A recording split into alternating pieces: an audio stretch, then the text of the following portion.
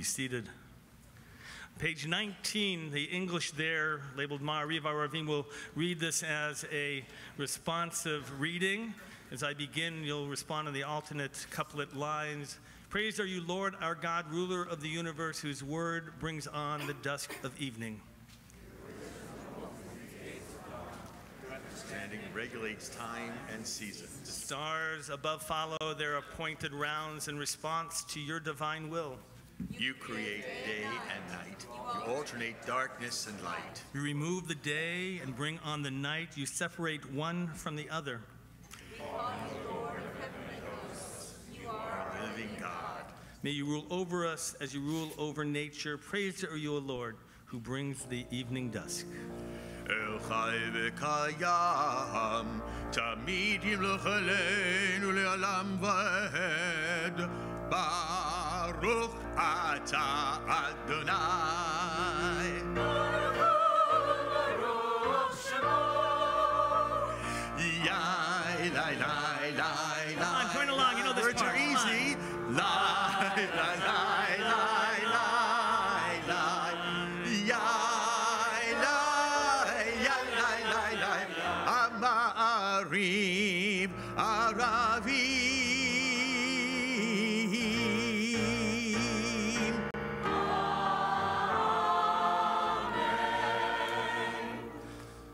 We're about to offer a prayer, but some of you may notice in terms of the evening that not both candles are lit here. Some of you might be able to see it's just one.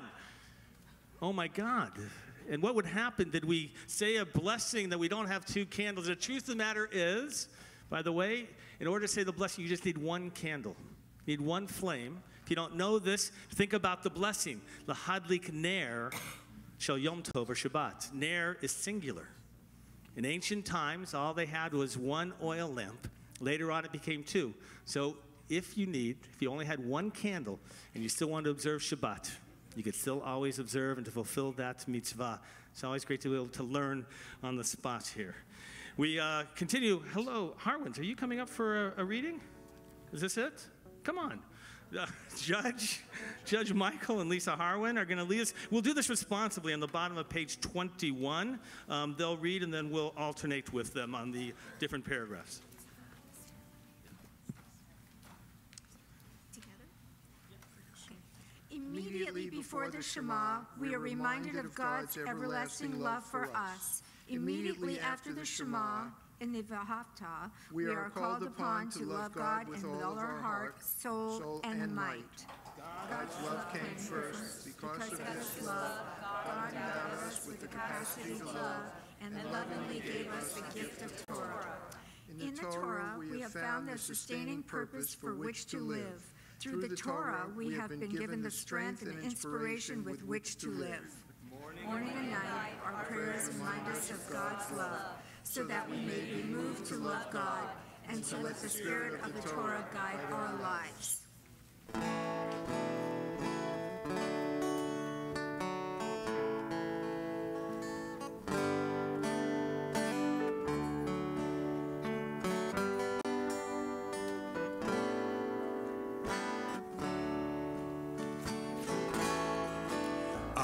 Ahavat Olam Beit Yisrael Amcha Ahavta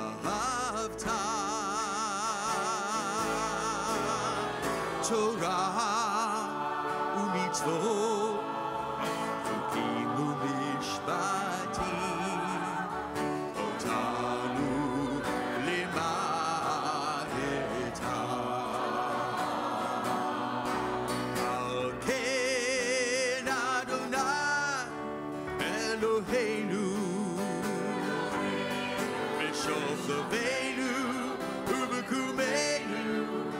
Nasiach b'chukecha b'nisma b'divrei Toratecha u'b'mitzvotecha le'olam va'ed ki hei chayenu v'yorech yam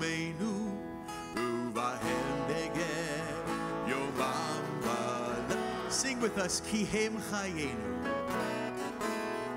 Ki Hem Chayenu. V'yoreh Yameinu. U'bahem Neged Yomam V'layla. Ki Hem Chayenu. V'yoreh Yameinu. U'bahem Neged Yomam V'layla.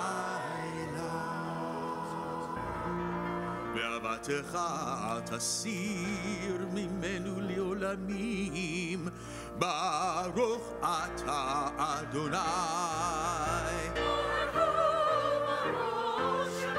Sing with us, everyone. Yai, lai, lai, lai, lai, lai, lai. You can do it, you're invited every time.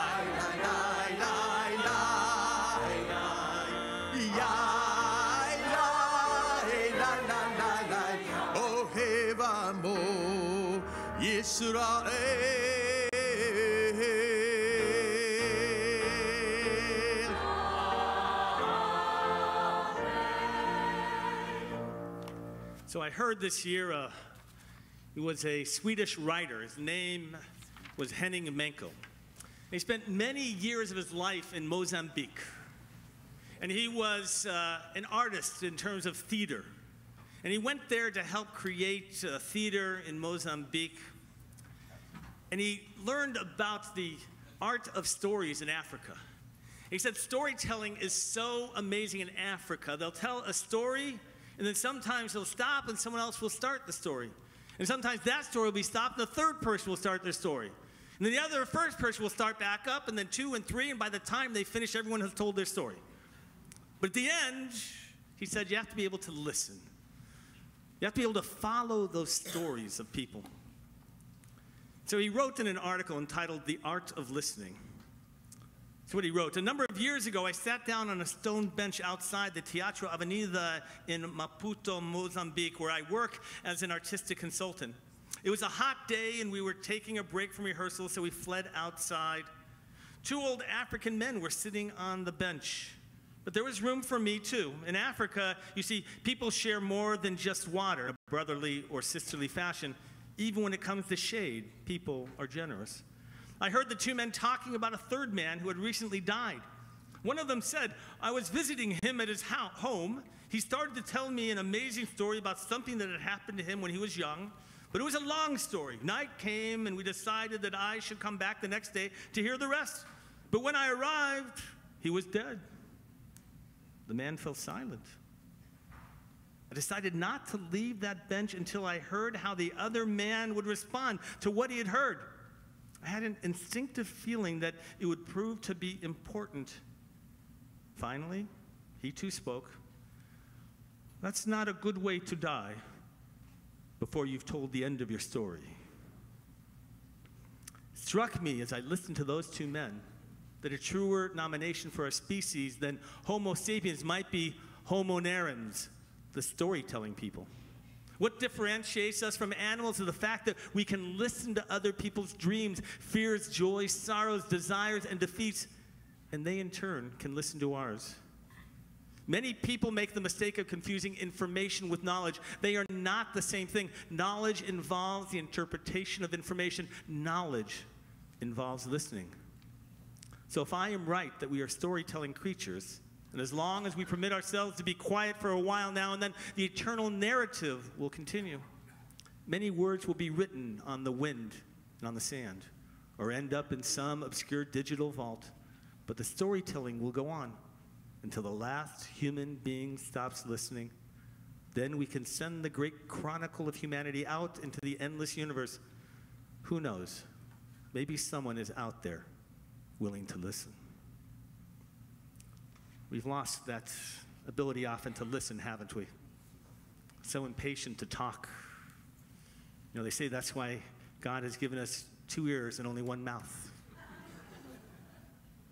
Our job is to listen twice as much as we talk, but we forget that. The Shema is a reminder how important it is to listen. Listen to our souls, to listen to other people, to listen to the great expanse of the universe. The Shema, you'll find page 22, and we'll begin with one of our favorites, Listen, Israel, to help us set the mood. If you want to close your eyes and reflect on these words, whatever you want to do, just feel it and listen.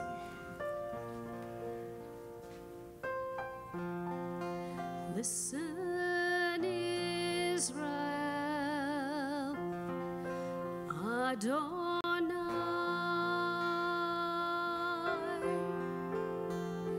our God is one.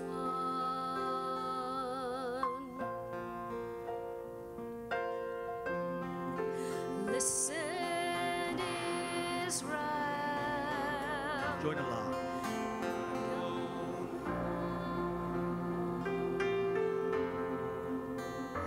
Our God is one. Please join with me. Listen, Israel, Adonai,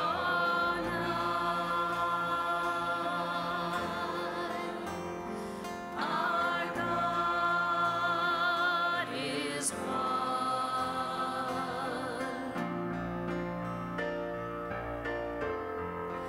Listen, Israel, Adonai,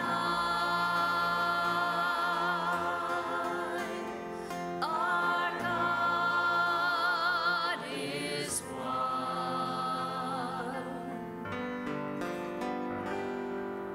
Shema Yisrael, Adonai Eloheinu, Adonai Echad. Shema Yisrael, Adonai Eloheinu, Adonai Echad. Shema Yisrael, Adonai Eloheinu, Adonai Echad. Shema Yisrael, Adonai Eloheinu, Adonai Echad.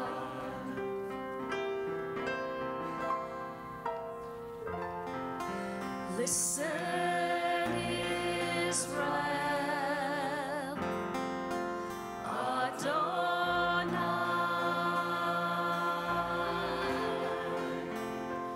our God is one.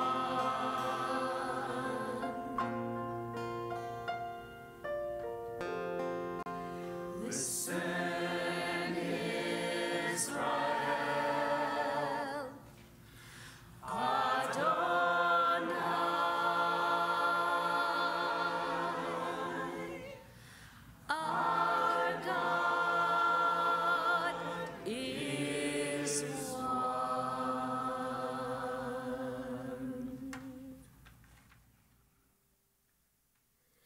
V'ahavta et Adonai Elohecha b'chol levavcha u'v'chol nafshecha u'v'chol me'odecha v'hayu ha'devarim ha'ele asher anochi mitzavecha hayom alevavecha vishinantam levanecha v'dibarta bam v'shivtecha b'veitecha uvelechtecha v'derech uv'shochbecha uv'kumecha ukshartam leot al yadecha v'hayu letotafot b'neinecha uktavtam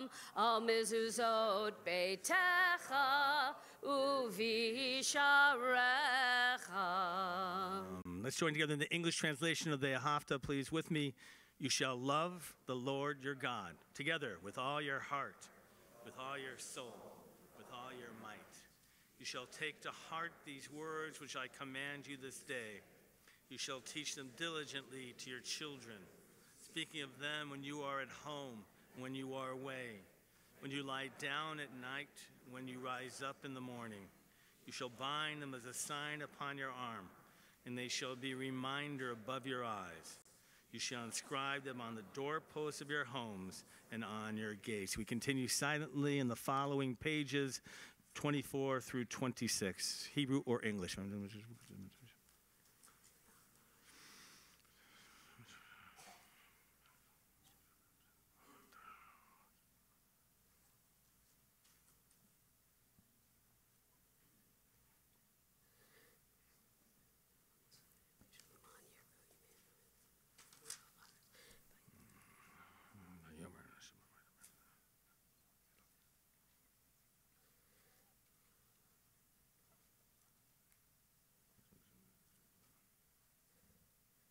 Adonai Elohechem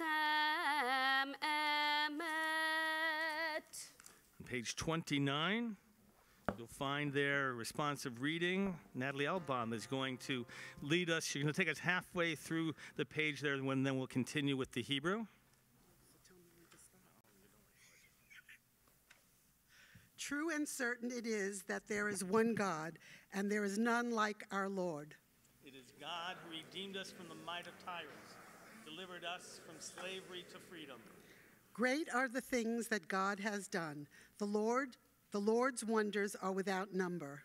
God brought forth Israel from Egyptian bondage and has been our hope in every generation. May you continue your protecting care over Israel and guard all your children from disaster. The children of Israel beheld your might. They gave thanks to you and praised your name. They accepted your sovereignty willingly and sang in joyous thanksgiving. Children of Israel. Umalchuto, baratzon kiblu alehem, Moshe ubnei Yisrael, lecha anu shira besimcha rabah. Ay, ay, ay, ay, ay, ay, ay, ve'ameru chulam, mi chamocha ba'elim Adonai, mi kamocha neder v'kodesh, lo ratehilot osei v'elei. מלכותך ראו בניך וכי הים לפני משה זה אלי אנו ואמרו אדוני ימלוך לעולם ועד ונאמר כי פדה אדוני את יעקב וגאלו מיד חזק ממנו ברוך אתה אדוני ברוך שמו איי איי איי איי איי איי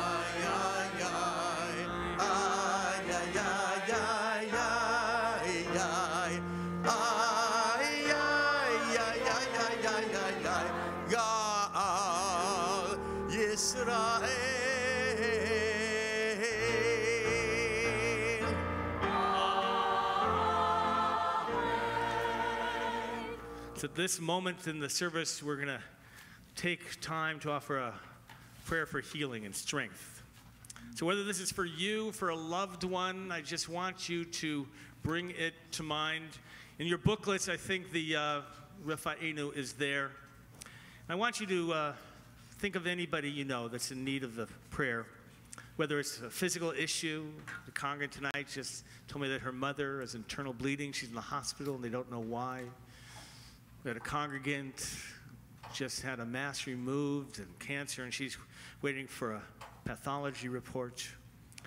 Whether it's an emotional issue, so many suffer from depression, an addiction, whatever it is, believe that our prayers can help give strength and comfort and help with healing powers. So I want you to just take a moment, close your eyes. And whether this is for you or for a loved one, just bring them to mind. I want you to picture them. I want you to send out your prayers for healing and strength. And if it's for you, turn those prayers inward.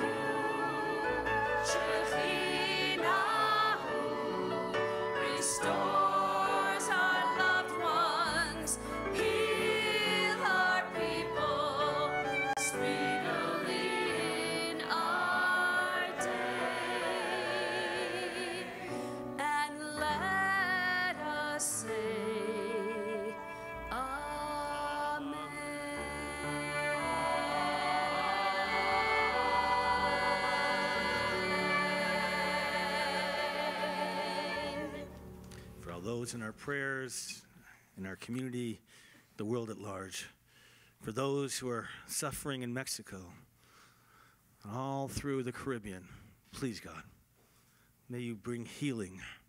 May they be brought back to health, to goodness. We pray together and we say, Amen. Amen. Page 30, we continue, Hashkivena.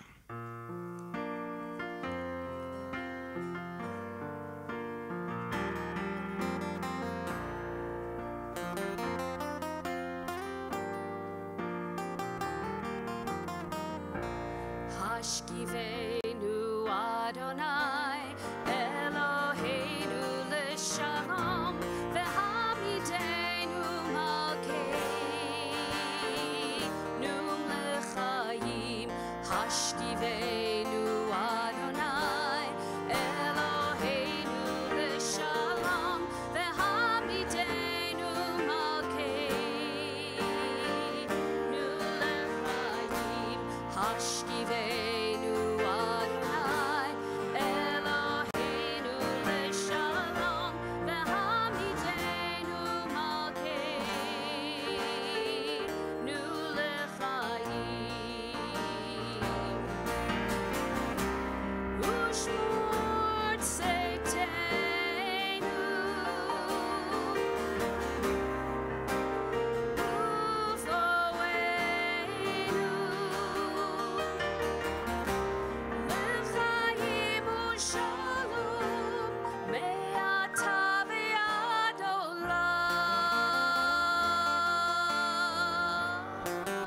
do this as a community. Here we go. Nice and loud. Isn't that beautiful? Shalom b'hamidei. Just your voices.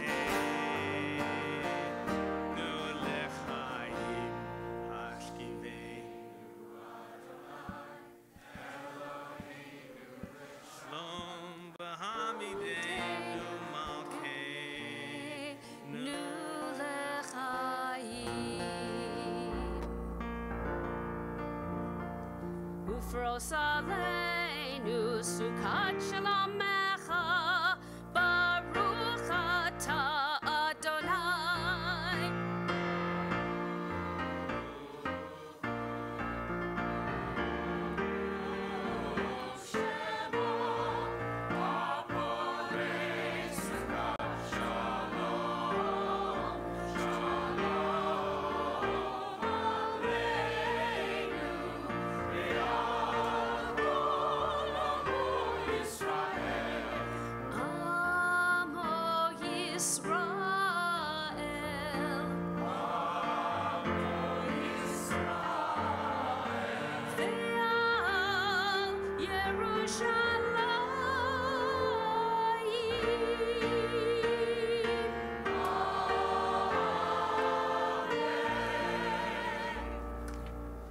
Sound the shofar on the new moon at the time appointed for our new year.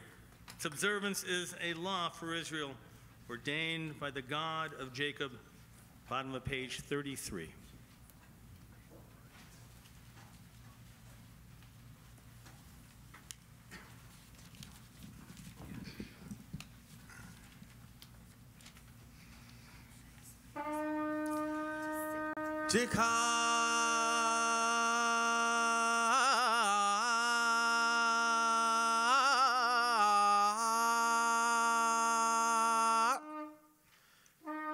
Tikka b'shofar gadol.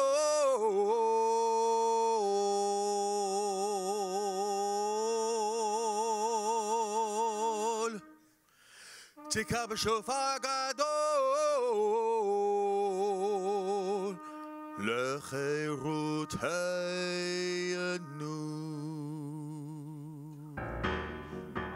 Gadol lecheirutenu. Tikka b'shofar gadol.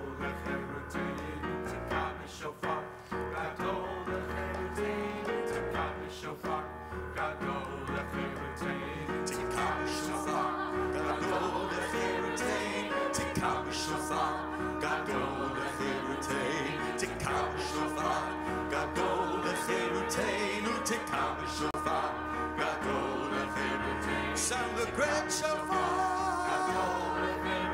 for freedom. Sound the great shofar for freedom.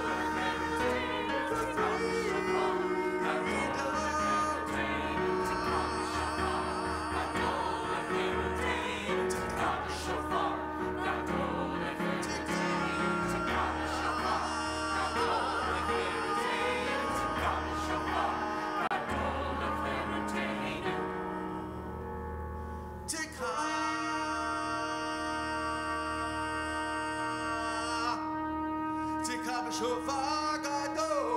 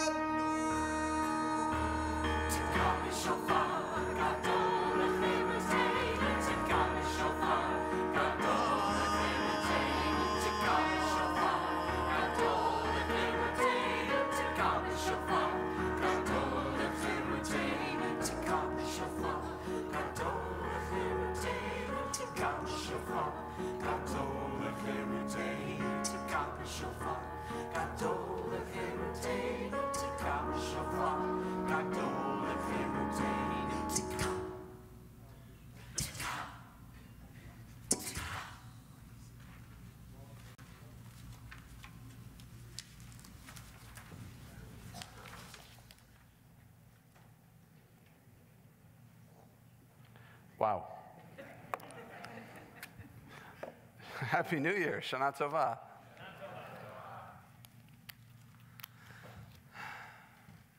koach. Lying is a conscious distortion of the truth. Denial is a process in which we deceive ourselves. That's the difference between lying and denial. Lying is conscious, denial is we're even fooled ourselves. Two roads diverged in a yellow wood, and sorry, I could not travel both. Those words may sound familiar to you. The words of Robert Frost's poetry are arguably some of the most famous words in the 20th century American poetry. They can be found in everything from gift cards and motivational posters to car commercials and coffee mugs. Most people see the poem as a tribute to individuality. It's about the freedom to choose whatever works for us.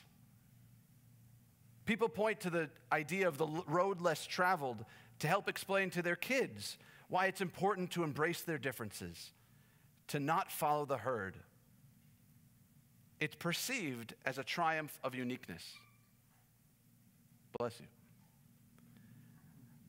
I looked down one as far as I could, then took the other as just as fair, and having perhaps the better claim because it was grassy and wanted wear. Though, as for that, the passing there had worn them really about the same. If you look a little closer at the words of the poem, you'll realize something. You'll realize that the narrator doesn't actually take the road less traveled. He observes that both paths had worn really about the same. They were equally traveled. And both that morning equally lay in leaves no step had trodden black.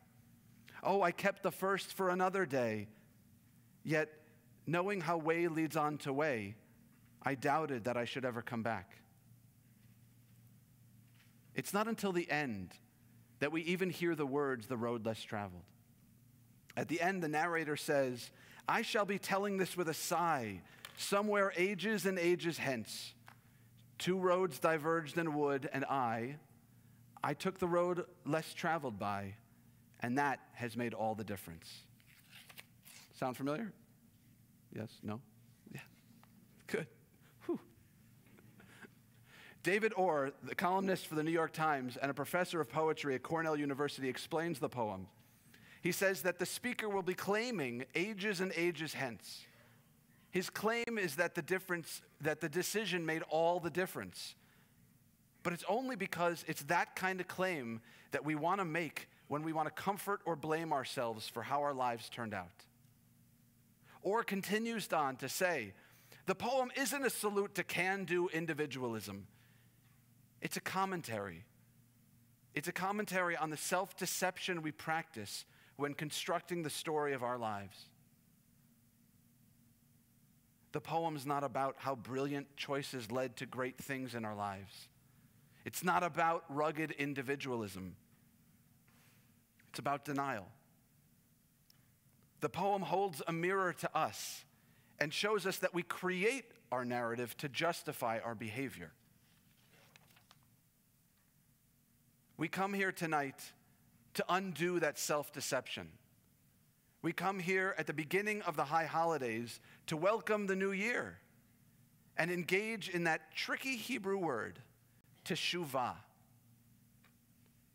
When we try to translate in English, teshuvah, you've also often heard, means repent or atone. But there's another word for that translation. Lashuv means to return. And so teshuvah is a process of returning. During this time of introspection, we return. We turn away from those less important things that occupy our time over the year. We return to ourselves, to our core. Tonight, we turn inward.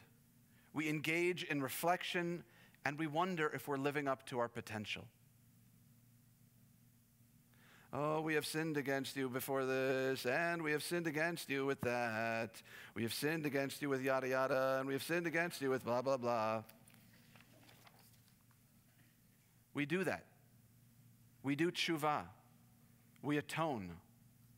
But in order to do so, we have to understand why we have the commandments in the first place. Why are we given these things if we so often fail? According to a 19th century rabbi, Aaron Shmuel Tamaris, there are two possible reasons we have the commandments, the mitzvot. The first possible reason is that they are a sign of subservience. They're like a tax for being alive. God created us, and as a thank you, we have to do God's bidding while we're alive. It's a quid pro quo. If that's so, if we're given the commandments as a tax from God, then the process of asking for forgiveness is all about avoiding punishment. We want to make sure we pay our taxes, or else we end up in prison. Nobody wants to end up in prison. Right? Okay. Just checking. There's some support to this idea of punishment. We ask that our future be inscribed, that it be written in heavenly books for life and not for death, for sustenance and not scarcity. We'll read those words tomorrow. This idea says, hey, we're sinners. We deserve the bad things we get.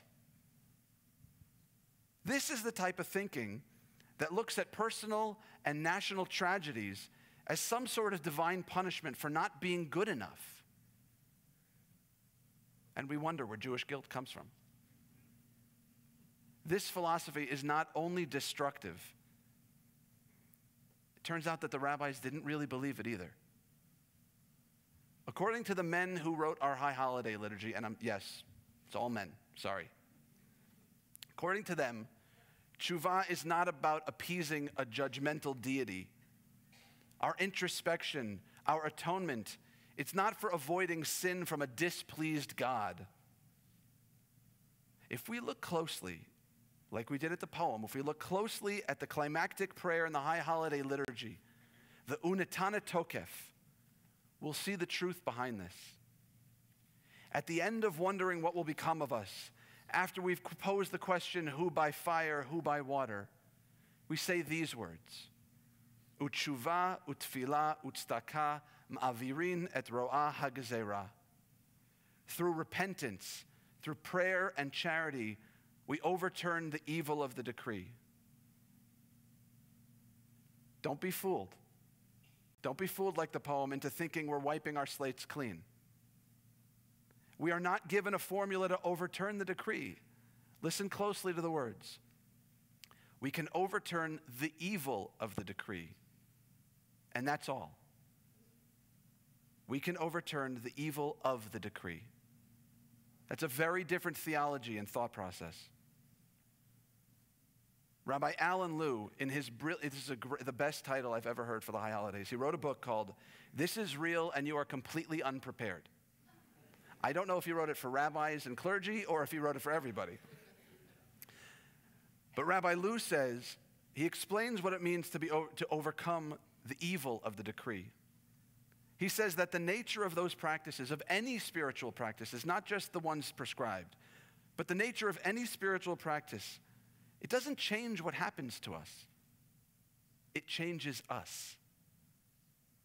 Finding a spiritual path will help us experience what happens not as evil, but simply as what happens.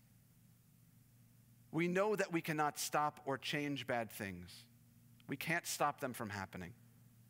But through spiritual practice, we can change our reaction to those sadder moments, those difficult times. Our spiritual lives and practices can affect the way we take on life's challenges. We live in a time and place when we think that we should be able to follow whatever path we want. Don't tell me what to do. We shouldn't feel an obligation to anyone or anything. But that's just as empty a path. It's a life's philosophy born out of the same denial and rationalization as the man in our poem. Two roads diverged in a yellow wood, and sorry, I could not travel both. This man had a choice, and while he wanted to take both paths, he couldn't. It's about the path. The central narrative of our people is the story of a journey, of traveling, of a path from slavery to freedom. When the Jews left their bondage and started on their path, they didn't know what they wanted out of life. They didn't know where they wanted to run. They only knew they wanted to run away from Egypt. We're told that that's why God doesn't take them on the most direct route. If you look at a map, it should not have taken 40 years to get from Egypt to the land of Israel. But God did not take them on the most direct route. God avoided taking the children of Israel through the land of the mighty Philistines. God knew that our people would lose heart. At the first sight of something that looked like hard work, they'd want to turn around and run back to their slavery. Because all they knew was what they wanted to run away from. They didn't know how they wanted their lives to look. Now, we may not know exactly what we want out of life, but there are systems that can help us. The mitzvot, the commandments, can help us walk a path with a direction in mind, the direction towards being better people. If we are not better people through our practice of religion, then we're doing it wrong. And that's the other way to look at what it means to be commanded. We can see the road ahead of us as blessings. We can see our obligations, our commandments as a gift. The purpose of these commandments, we can see it is to be better people. The commandments can help us overcome some of our natural instincts and to help us reach our full potential. Well, if that's the case, then the next few days of repentance are done totally differently. It's not just about beating our chests. It's about looking at the commandments as a guide for how to become better. The process of tshuva is not one of cowering and avoiding pain. It's about refinement and growth. It's about returning to who we are. According to the great scholar Maimonides, the sole object of the law of the commandments is to benefit us. According to him, the reason we're given the mitzvot, the commandments, is to establish proper relations, to diminish evil, to train in good manners, and warn against bad habits. That's why we have commandments. It reminds me of a children's book that some of you may have. It's called No Rules for Michael. It's about a boy who wants to live with absolute freedom. He doesn't like any of the rules that are put on him at school or at home. But what he comes to find out is that without rules, his friends won't share, they don't take turns really well, and they actually might end up hurting each other. Like Michael, we're given rules to help refine our behavior. Like Michael, we can derive great benefit from just a little bit of structure. That's what Rabbi Lou was talking about. Spiritual practice and discipline can help us confront the challenges of our journey.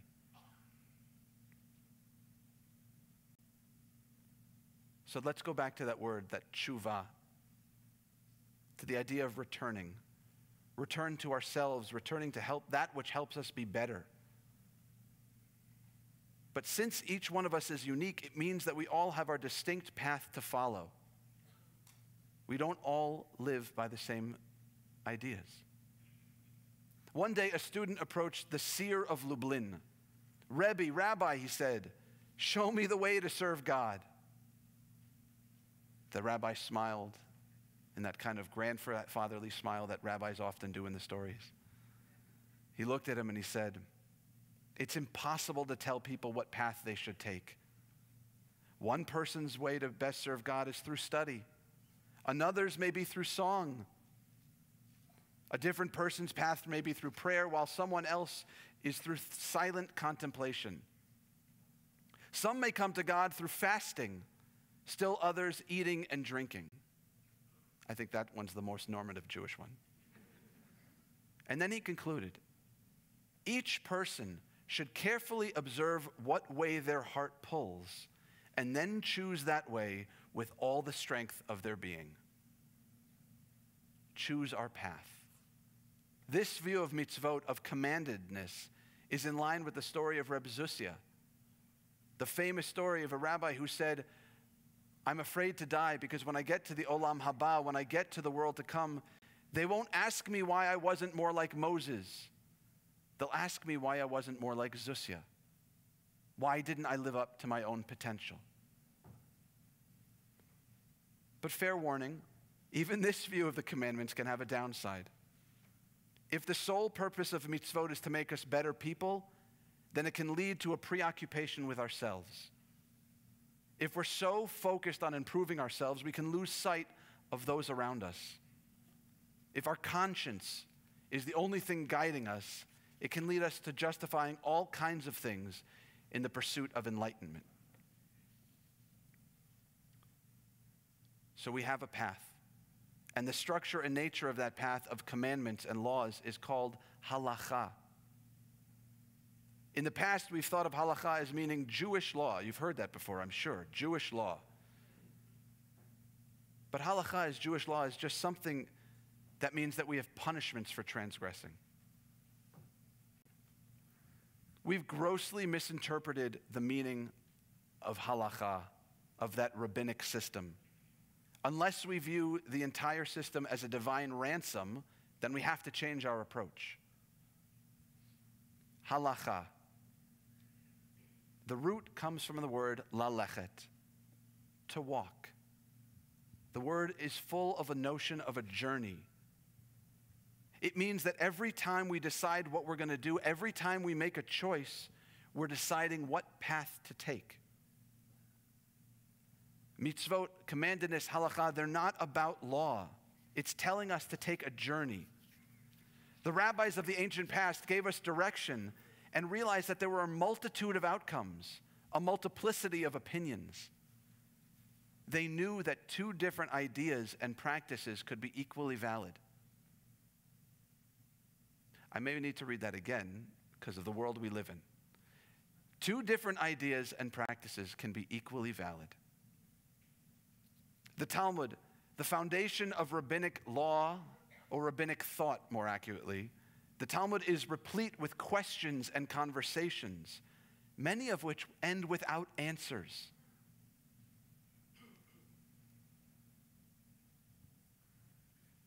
It's a path. While we may not feel today the pressure of a vengeful God, though, we do know pressure. We know what it feels to be afraid of expectations. We know what it looks like when our Facebook feed or our Twitter timeline or anything on social media, we look at it and we see all these smiling families of perfectly behaved children and parents, none of whom are yelling or at all messy at anything. And then we return to our own lives. That's pressure. We wonder why we're so imperfect, but we're comparing ourselves to the wrong thing. We wonder if we're doing the right thing for ourselves, for our families, for our children. We wonder if we're involved enough or too much, if we're too strict, overly indulgent, we don't know. And every day there's something coming out telling us, you're doing X all wrong. I promise you, I read recently there is a video online, if you look for it, you're eating a pomegranate all wrong.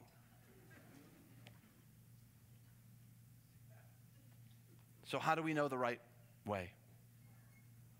That's where the word halakha can guide us back to the truth.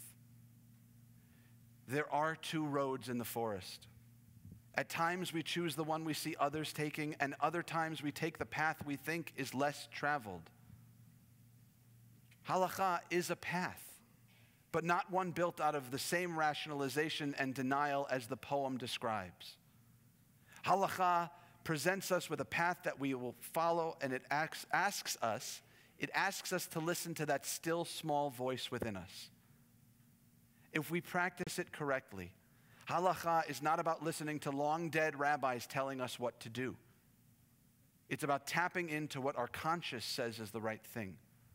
It's about setting out on a path with a destination in mind. We must know where we want to go. We must know the person we want to be. And we have to have support on that journey. We have to count on those people who love us and care about us to help us become better people. sometimes this actually sometimes this actually entails asking them if we're doing the right thing. That can be scary. But we can do it. We can choose a path and see if we get there.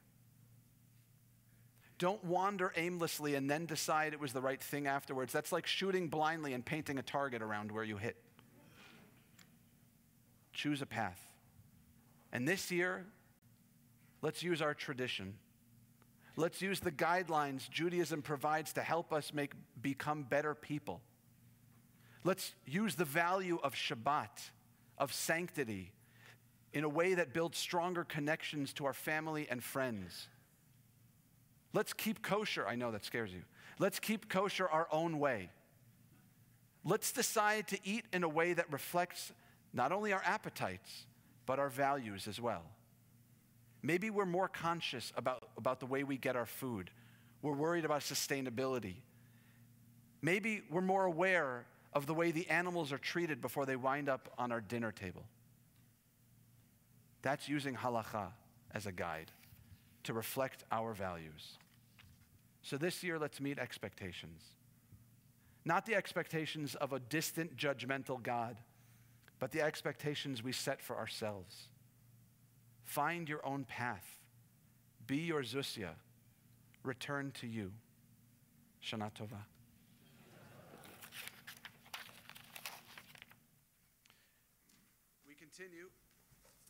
We continue on page 34 with the Chatzi Kaddish. Yitgadol v'yitgadash shemei Rabbah v'yalimad yivra chirutei v'yamlich malchutei b'chayechon v'mechon v'chayei dechol beit Yisrael b'gala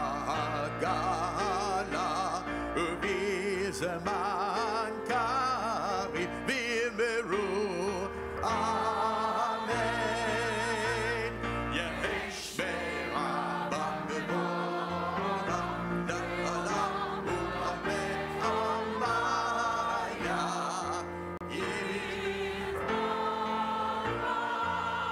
יתברך וישתבח ויתפאר ויתרומם ויתנשא ויתהדר ויתעלה ויתהלל שמי דקודשה לעילה לעילה מכל ברכתה ושירתה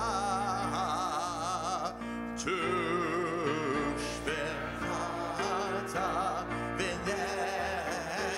ונחמתה דמירן בעלמא ואמרו amen. We rise together this time for the silent Amidah.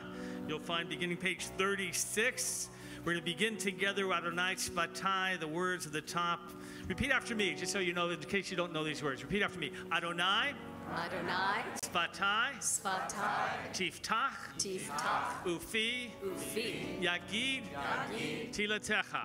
Tilatecha. God, open my lips that my mouth may proclaim your praise. We're going to sing this together a couple times. If you want to close your eyes. The idea is to open our hearts, to get them out there, to be able to really feel the sense of prayer. Let's begin together. Na na na na na na na Adonai. Na na na na na Svatai Tiftach. Na na na Ufi Yagid.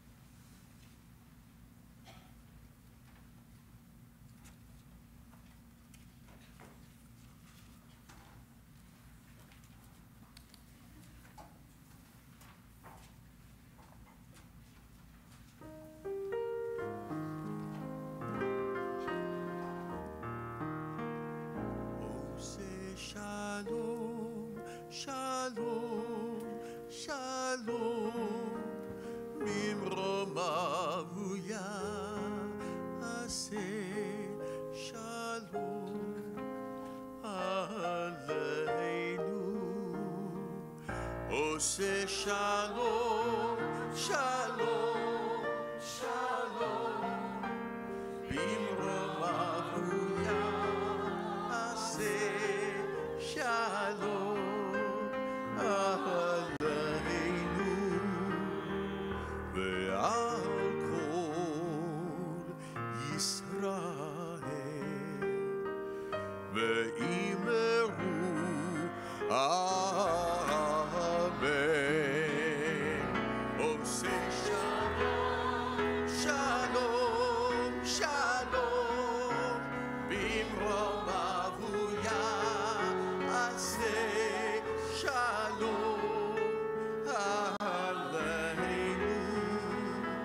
Ose Shalom, Shalom, Shalom, Bimromavu Yaseh Shalom Aleinu.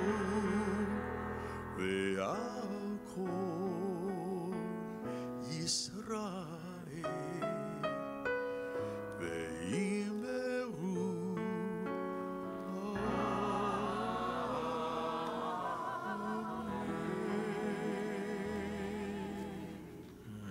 We're getting towards the end here. Remember, I shared a little special good story for you at the end. Those of you who are going to stay all the way, we're going to continue with it. Just a little teaser, that's all. Page 50, we continue with the Kaddish Shalem. Oh, there was a story. Okay. Yitgadal v'yitkadash shemei rabbah Be'olema divrach yirutei ve'yamlich malchutei B'chayechon u'be'yomechon u'b'chayed chol beit Yisrael B'gala u'b'zman karim V'imeru Yehei Shmei Rabbah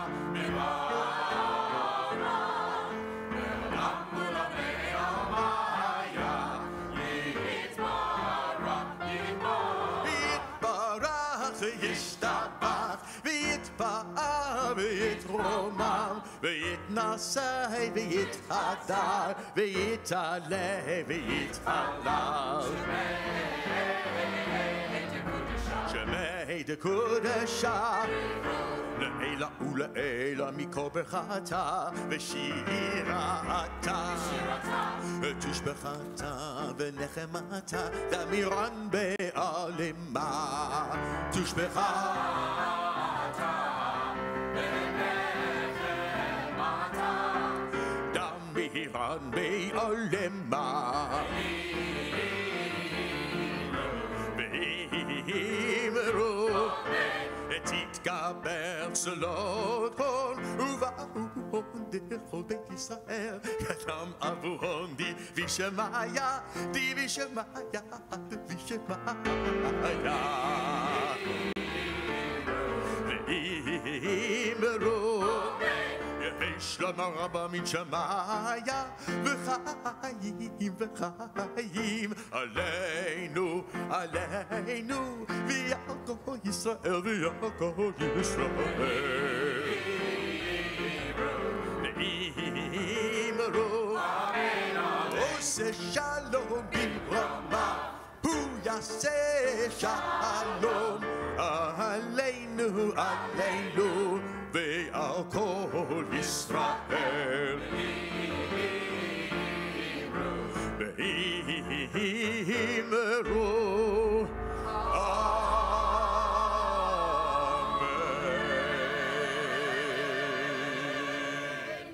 The bottom of page 55.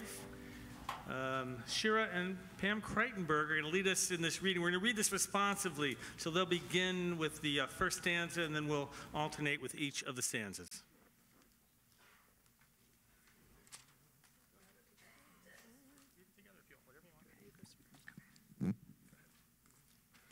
As we raise the cup of wine, the symbol of joy and of bounty, we acknowledge you, the source of life and blessing, even as our ancestors acknowledged you throughout the ages.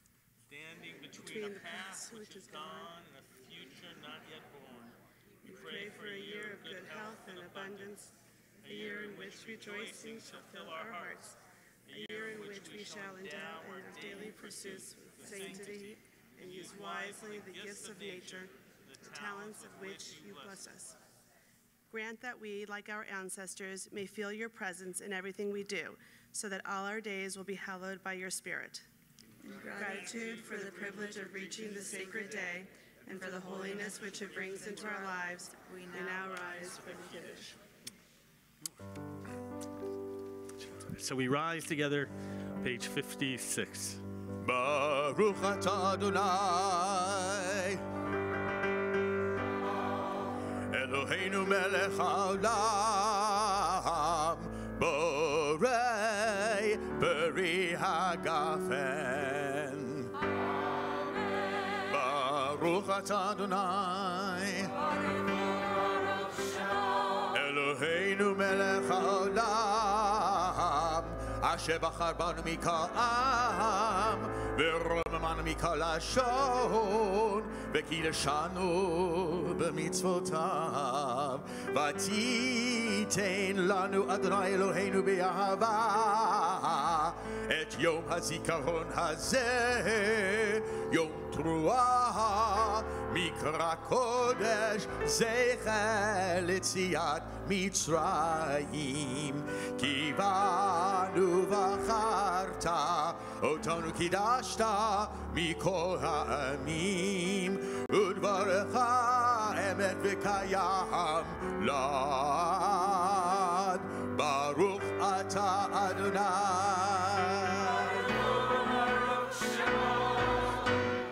מלך על כל הארץ מקדש ישראל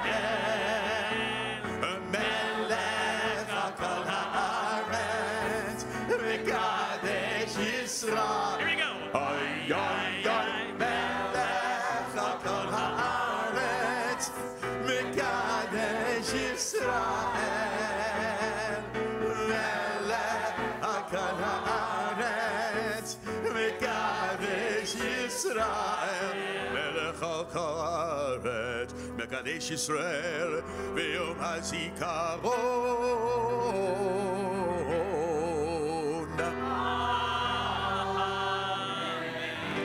ברוך אתה אדוני אלוהינו מלך העולם שהחיינו וקיימנו והגיענו לזמן הזה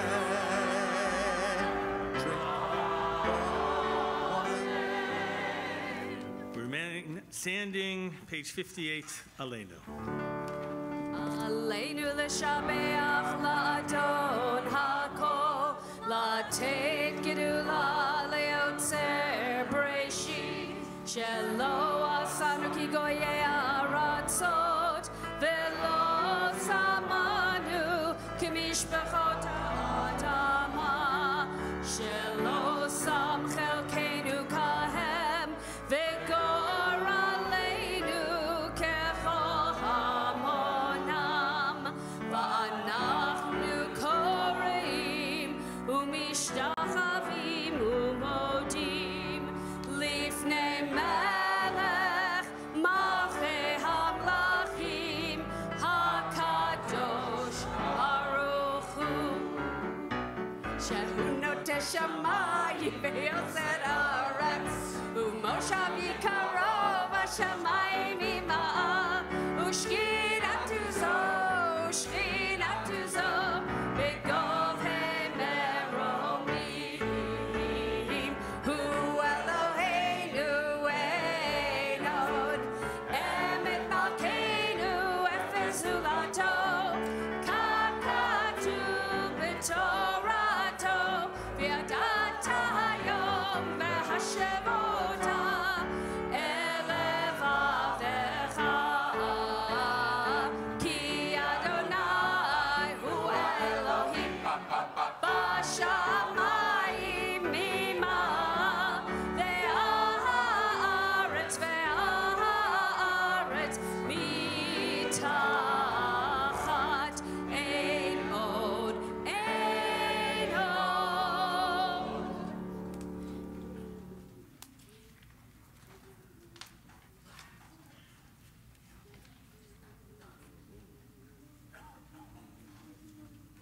Kakatu b'Torah Adonai loch le'olam va'ed v'ne'emar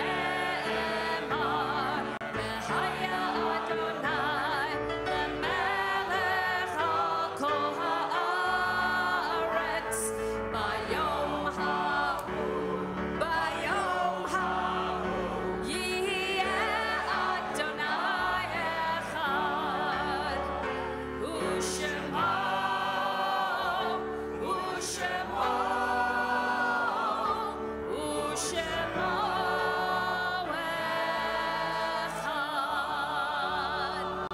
You may be seated.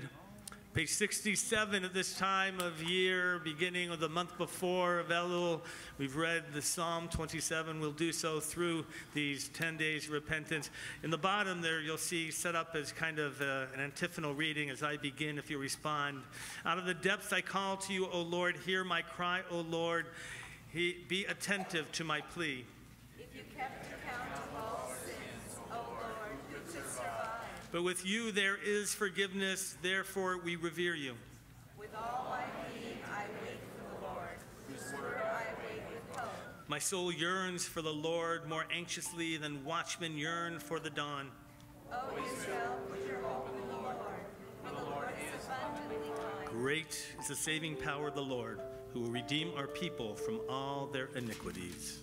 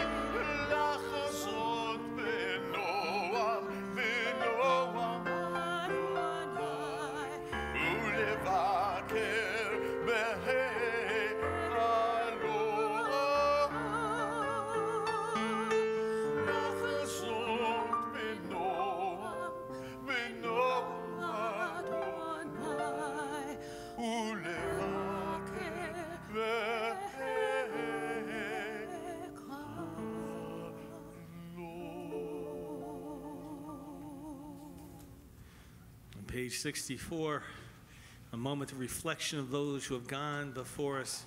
So at this time, if you have need or desire to recite the words on the Mourner's Kaddish, you are invited to rise as you recall the memory of a loved one or memories of loved ones. May the words of the Kaddish and may, in fact, the responsive community, may it help to bring you goodness and comfort at this time. Page 64, the words of the Kaddish. Yit Gadal, Yit Kadash, Shemei Rabbah. Amen. Be'alma divrach Rutei, V'yamlich malchutei, V'chayechon, V'yomechon, V'chaye, V'chol Beit Yisrael, V'agalal, V'zman Kariv. Amen. Yehei Shmei Rabbah Mevorach, Olam Umei Omaya. Yitbarach, Yishtabach, Yitpa'ar, Yitromam, Yitnaseh. V'tadar, v'talev, v'talal, shmei dekudesha, brichu, le'ela, mikol birchata, v'shirata, tushbechata, v'nechamata, damiran, v'alma, v'meru, amen. Yehei shlama rabba min shemaya, v'chaim aleinu, v'alkol Yisrael, v'meru, amen. Seh shalom bimromav, hu yaseh shalom. Aleinu v'al kol Yisrael, Meru, amen. May God establish his peace in the heavens, grant peace and harmony for us, for all of Israel, all of humanity, as we say, amen. May be seated. I just want to say what a pleasure it is to be able to see people back. I look out and see different experiences and passing of time. Right? I think about people who aren't here, and Gail, we think of your son. I know how heavy it is, your heart, just a couple weeks ago, losing a son. Think about the simchas that we celebrate, Kreitenberg Rivera's, a wedding just, a month ago? How long ago? Just 2 weeks. Wow, that's gone by quickly. Wow. 2 weeks, right? And we have Matt and Nicole Hershkowitz. Matt, step up a little bit, who were joined a year ago. I just want you to know what a match was. They were not, they just were married, just starting out in life. And now she got pregnant. She got a baby 5 weeks old. The baby's here, right in the back there, and with Matt, who won't let her go. Right? And look at the Rosh house back there. See your dad here is really wonderful. And we who went to Israel just a couple of years ago and together, and the Azus longer before that, we've been to Israel together. You know, you look around and all the experiences, people driving all the way from Bakersfield and Oxnard just to be able to be with this remarkable community. And so that is about tomorrow. I'll talk about community and covenant, actually, in terms of what does it mean to be part of a community. So it's a story of the rabbi on Yom Kippur, who's talking about the great sense of mortality one has to have. The feeling that every day is a blessing. You have to live it as if it's your last day on earth. And so he says, and he shouts at the congregation, he said, everyone in this congregation is going to die. And the man in the front, Marty, about where you were sitting, starts to laugh. The rabbi, like, he can't go on. The guy can't stop laughing. The rabbi, you know what it's like to stop. And he looks at the man and says, sir, can you tell me why you're laughing so hard? He says, yeah, it's okay. I'm not a member of this congregation.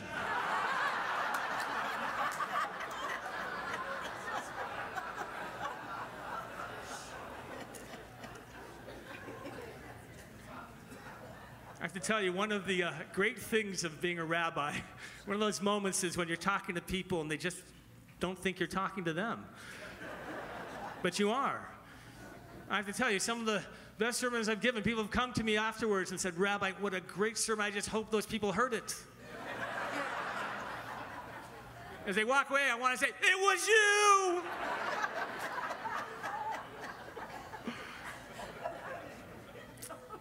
The question is, right, does this night these days, does it speak to you? Or do you think it's about someone else? You have to believe that it's us, and we have to hear that voice. Can't pretend it's about others. We have to go inward.